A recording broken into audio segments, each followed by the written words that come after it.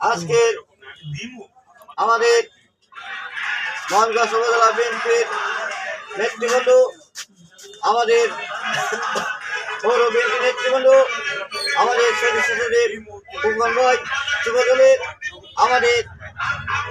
আমাদের থানা কমিটির শামীম ভাই সহ অঙ্গ সংগঠন নেতৃবৃন্দ, আমাদের যুবদল, আমাদের উপজেলা বিএনপির যুবদলের সিনিয়র আহ্বায়ক সুলেমান হাসান সুলেমান ভাই, আমাদের নেতৃবৃন্দ, আমার 1 নম্বর ইউনিয়ন বিএনপি সেক্রেটারি হানিফ ভাই, আমাদের অনেক নেতৃবৃন্দ আছে, আমাদের যুবদল, ছাত্রদল, শ্রমিক দল, কৃষক দল, স্বেচ্ছাসেবক দল সহ অঙ্গ সংগঠন নেতৃবৃন্দ। আপনারা জানেন, আজকের এই সরকার হওয়ার পর আমাদের সুষ্ঠু ঘোষণা হয়েছে বাংলাদেশ জাতীয়তাবাদী দল, আমাদের মোহনগঞ্জ কাল্লাজুরি মানুষের ভারতীয় নেতা আগামী জাতীয় সংসদ নির্বাচন হবে। আমাদের মোহনগঞ্জের উদ্দেশ্যে আমি বলতে চাই, আগামী দিনে জাতীয় সংসদ নির্বাচন হবে ফেব্রুয়ারি 12 তারিখ।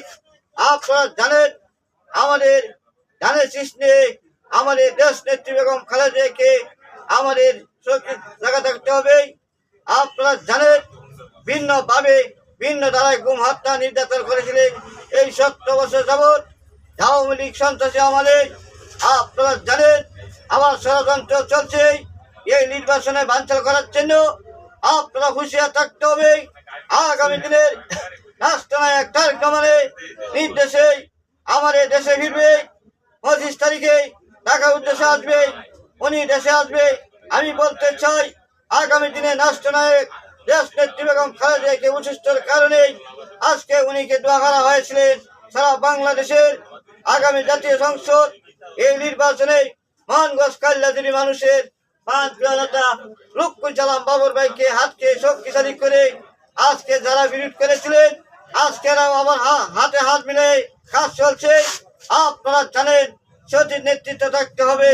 আমি বলতে চাই, আগামী দিনে রাষ্ট্রনায়ক তারেক রহমানের নির্দেশে আগামী দিনে আমাদের স্বরাষ্ট্রমন্ত্রী লুৎফুল জামান বাবর ভাইকে নিয়ে আমরা এমপি হিসাবে, স্বরাষ্ট্রমন্ত্রী হিসাবে দেখতে চাই। এই আশা বরস নিয়ে আমার বক্তব্য শেষ করবেন। হোক খালেদা জিয়া জিন্দাবাদ, তারেক রহমান জিন্দাবাদ।